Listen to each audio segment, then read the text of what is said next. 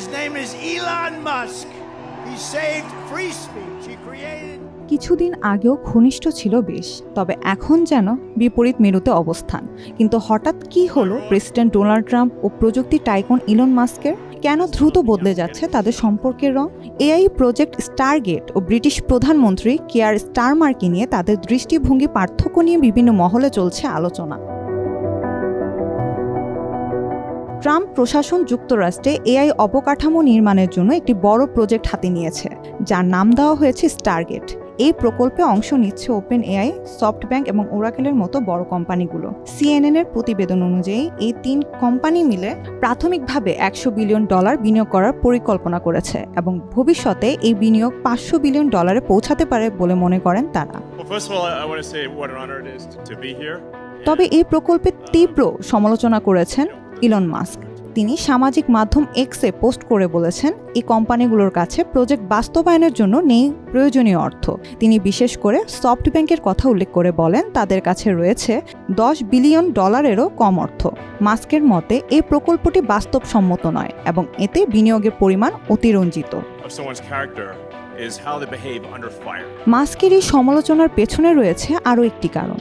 তিনি open AI এর বিরুদ্ধে একটি মামলায় জড়িত, যেখানে তিনি অভিযোগ করেছেন ওপেন এআই তাদের মূল অলাভজনক লক্ষ্য থেকে সরে এসেছে এবং তাদের সবচেয়ে উন্নত প্রযুক্তি কেবল সংরক্ষিত রাখছে বেসরকারি গ্রাহকদের জন্য।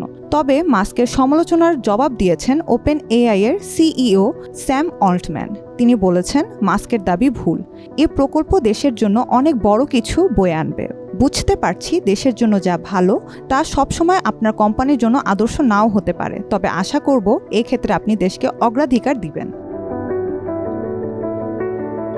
ব্রিটিশ প্রধানমন্ত্রী কিয়ার স্টারমারকে নিয়েও দূরত্ব তৈরি হয়েছে ট্রাম্প ও মাস্কের মধ্যে।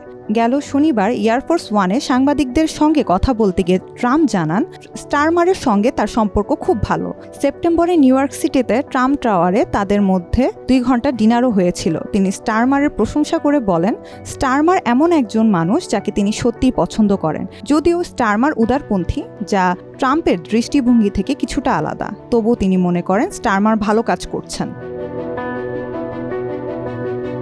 অন্যদিকে ইলন মাস্ক স্টারমারের তীব্র সমালোচনা করেছেন। তিনি স্টারমারকে যুক্তরাজ্যে গ্রুমিং গ্যাং কেলেঙ্কারিতে জড়িত থাকার অভিযোগ এনেছেন। তিনি সামাজিক মাধ্যম এক্সে তার পদত্যাগের দাবি করেছেন এবং তার মন্ত্রী পরিষদের একজন মন্ত্রীকে পরামর্শ দিয়েছেন কারাগারে রাখার।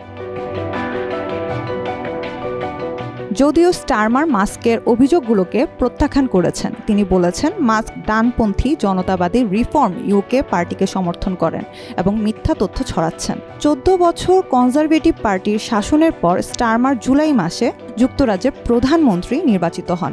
দায়িত্ব নেওয়ার পর থেকে তিনি আরও রক্ষণশীল নীতি গ্রহণ করেছেন। তিনি বলেছেন, তার সরকার পাবলিক সার্ভিস কমানোর ক্ষেত্রে কঠোর হবে। নভেম্বরের নির্বাচনের পরে স্টারমার এবং ট্রাম্পের ফোনে কথা হয়েছে। ভবিষ্যতে তারা আবারও আলোচনা করবেন বলে জানিয়েছেন ট্রাম্প।